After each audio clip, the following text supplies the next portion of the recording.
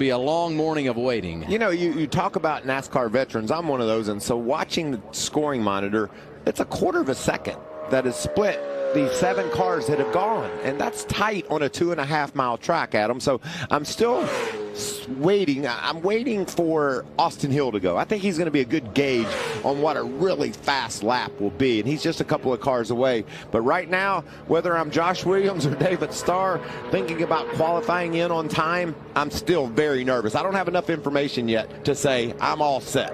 Tim Viens driving for Mike Harmon, owner in the Camping World Truck Series is Tim.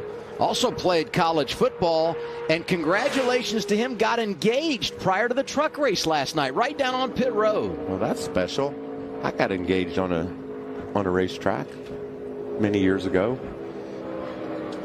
There are a lot of things I could insert here that I'm just not going to say. I think you just smile and nod your head. Big winner last night, Zane Smith. I joked with him on the radio while he was waiting the red flag out. I said, you're going to have to win this race twice, because we thought he already won it once, and he did just that. What a fun evening of racing, and it just kicks off what's going to be the best weekend ever for NASCAR. That infield is packed full. Couldn't put another person in there, and there's a lot of energy and excitement in Daytona this weekend. You mentioned the trucks. Natalie Decker made her run a couple of years ago. Unbelievable here in the Camping World Truck Series event. She's 13th. 15 cars have now been out, and the 16th, the 39 of Ryan Sieg. He's hanging right in the top 5, third right now, losing a little bit of ground, but doing a nice job. Family-owned team, CMR Roofing is their sponsor, as he mentioned, down there on pit road, and you always see a big contingent of the CMR guys in town ready to drink a couple cold beers and cheer on Ryan Sieg. So we were interviewing Riley Herbst. He was saying he did not feel good about the package they brought here.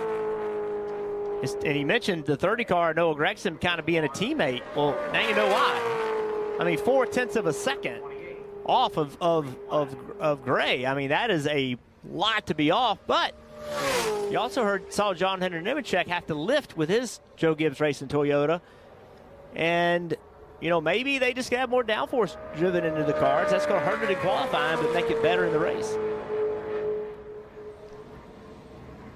Toyota leading right now, and 5th, Jeffrey Earnhardt. Those are the only 2 Toyotas that have gone up to this point.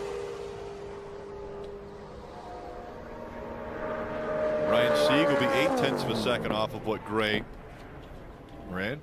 And he understands bring it home in one piece. I mean, he works on these things, so he knows what that's like, you know, and so he's got the right attitude and getting that experience, and he's got 250 miles tonight to get it all done and then make happen at the end what you can make happen as a young driver.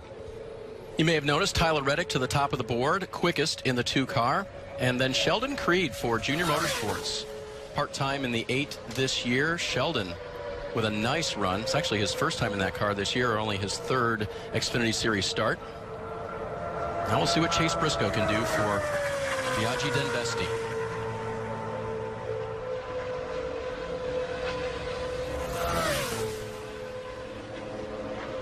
Time winding away here, looking at 4:35 Eastern or so.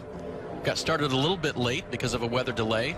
Cup qualifying was officially canceled because of all the activities to be done in preparation for tonight's race and getting those cars ready for tomorrow's race. So, is he really don't have enough of Logano and Brad Keselowski and Ryan Blaney in these cars to help, because it's tough as young to be given advice. You know, you're just trying to do your job, and here you're trying to think of things that you can do. And when you see like a Gibbs organization where they have so many of their drivers that over the years have driven, make that organization really, really good. Makes it nice for a Christopher Bell to step in and know that his equipment is as good as anybody out there. And it's not that the equipment that Austin Cindric has isn't good. It's just making those changes to the level of what do you need at these other tracks to get around and be a little bit better. And so when you have a Logano jumping in and running a race, it certainly helps up his performance by having that teammate there.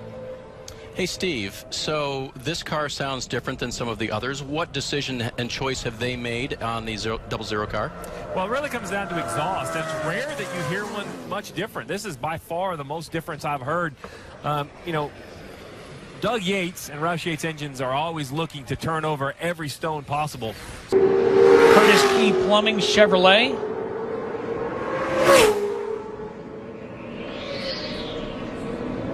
Chase Miller, 26 years old, from Canton, Georgia.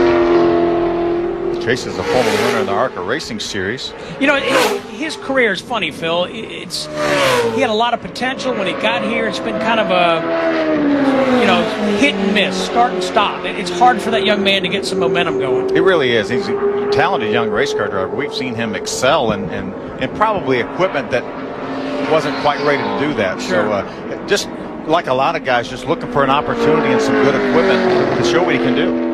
The slipping and sliding begins already. There is plenty of slip and slide. And I saw Will Kimmel crossed up on the high side. A lot of these drivers just ran the bottom in practice. That's the first time they've had to run the very top there. Yeah, nice move through the center of the corner by Mozak to gain a little bit of ground. Now he's going to try to work to the inside of Will Kimmel and that red car. Carson Quapple back there in the 82 already picked up 2 spots.